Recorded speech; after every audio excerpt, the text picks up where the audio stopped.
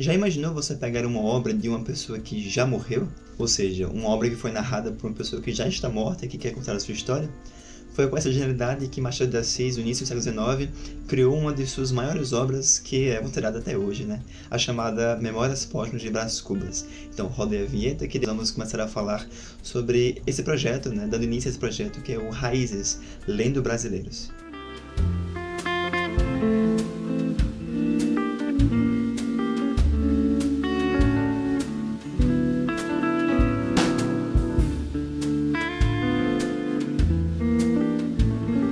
Olá para cada um. Estamos hoje dando início ao projeto Raízes Lendo Brasileiro, né? Que no vídeo anterior eu disse que inicialmente nós iríamos começar com a obra do Machado de Assis, que é o Memórias Póstumas de Brás Cubas. Para quem não viu esse vídeo e não sabe o que é o que é isso que está acontecendo aqui, né? Quer saber um pouco mais sobre a introdução desse projeto que eu iniciei recentemente, peço que vocês vejam o vídeo que vai aparecer aqui em cima ou aqui embaixo.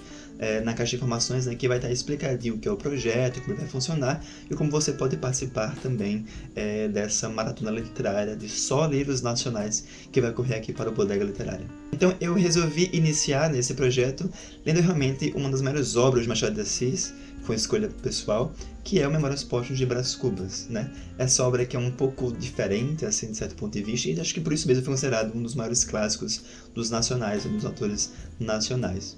Então esse vídeo vai ser realmente para mostrar um pouquinho das características desse livro, né? Um pouquinho do contexto histórico e fazer com que vocês leiam, né?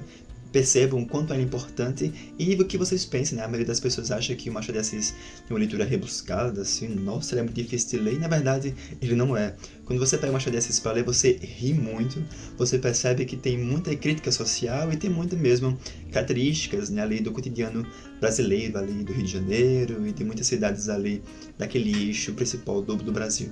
A primeira coisa que quando você abre o livro, que você se impressiona logo é a dedicatória, né? Que eu acho que esse livro é conhecido pela sua dedicatória por ser diferente, né? Que é quando o narrador do livro vai dedicar aquelas memórias que está escrevendo para os próprios vermes que o roeram. E isso é muito chocante, assim, de certa forma, né? Porque a primeira coisa que a gente pensa é, tá, então quer dizer que eu vou ler o quê? As memórias de um morto? Então, foi isso a ideia genial do Machado, né? Que foi pegar o quê? Naquela época, do século XIX, era pegar uma coisa que era bastante comum, que era escrever diários ou memórias, né? Só que fazer com que, ao invés de ser uma pessoa normal, não, fosse um defunto que narrasse a sua própria história. E isso é bastante curioso, né? Porque, da ponto de vista, por ser um defunto, né? Por ser alguém que já morreu, né? Que não está mais vivo, faz com que toda a história seja narrada através de um narrador onisciente, né? Que controla um pouco o seu destino, né? Que sabe todos os fatos de uma maneira onisciente e que por isso mesmo não vai nos fazer com que a gente não vá julgar a sua própria história e não vai nos omitir muita coisa, né? Mas uma coisa que eu tenho que destacar aqui do Machado de Assis é que ele sempre gosta de escrever histórias que sejam narradas através de um único narrador, né? De um único personagem. Esses que dão nome aos títulos das suas obras, né? Como, por exemplo, Dom Casmurro, Helena e até mesmo o Brás Cubas. Mas todo mundo se pergunta, né? Quem diabos foi Brás Cubas? Esse sujeito que quis escrever suas memórias e que morreu de maneira totalmente esdrúxula, por se dizer, né? Brás Cubas era um sujeito que nasceu no início do século XIX, então por isso mesmo ele estava vivendo ali o fim da escravatura no Brasil, que ainda tinha, né, ali que os dois últimos países foram o Brasil e Cuba, né? E até isso é um próprio jogo de palavras que o Machado usou para dar nome à sua obra, né? Que é Brás Cubas, que é Brasil e Cuba, que eram os únicos países que ainda continuavam com aquele sistema escravocrata e tudo mais, então isso já foi uma jogada genial do Machado. Mas Brás Cubas era um sujeito, digamos, meio que vagabundo, assim por dizer. Ele era burguês, então sempre teve uma vida boa, de luxo, nunca se preocupou com nada, nunca, como ele diz no próprio livro, né, que ele nunca tirou o suor da testa para conseguir nada na vida. Então que por isso mesmo ele só levava uma vida de boa ali, a falar dos outros, a julgar, e que meio que o seu destino não era tão bem assim, né? Mas depois, conversando com o Miguel, que está me ajudando também nesse projeto, a gente vai chegar nesse ponto sobre se isso era realmente o destino dele ou se realmente era uma pessoa acomodada mesmo. Então Machado de Assis criou realmente esse personagem, que é o Brás Cubas, que nunca trabalhou, sempre quando tentou amar alguém nunca dava certo. Então o Brás Cubas era aquele sujeito meio que azarado, de certa forma, mas que não meio que nunca que era sempre acomodado de certa forma e nunca quis realmente mudar as coisas que aconteciam ao seu redor.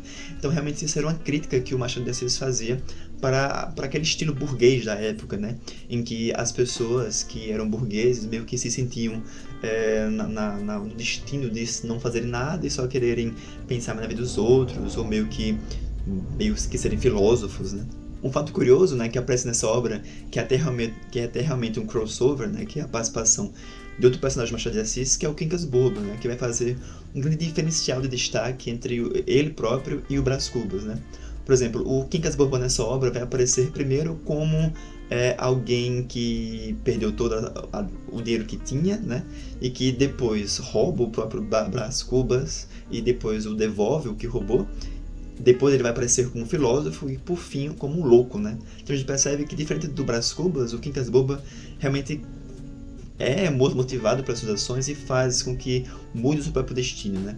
Diferente do Brás Cubas, que é aquela pessoa realmente acomodada e não quer saber de nada, né? Tá só ali para viver de boa e morrer, né? Uma das críticas do Machado de Assis, né, ao trazer o Quincas Borba como um filósofo para da história que é amigo do Brás Cubas, é realmente aquela questão da época que o Quincas Borba, né, vai nos aparecer como um filósofo que criou uma nova seita, né, que é o dos humanistas, né, uma teoria humanista. Então o Machado de Assis vai fazer uma crítica bastante grande que naquela época do século XIX que existia, que era a questão da criação de teorias que sempre queriam explicar tudo, né?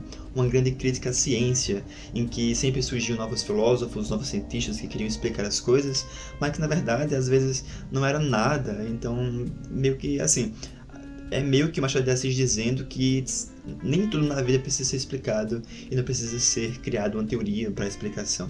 Contrastando ainda mais a vida do Brás Cubas, o Machado de Assis vai criar vários personagens ao redor dele, né, que têm destinos diferentes e que sofrem, amam, né, enfim, são mais pesados do que a própria vida que o Brás Cubas levou, né. Então isso gera também um grande contraste aí para diferenciar essa vida burguesa que o próprio Brás Cubas levava.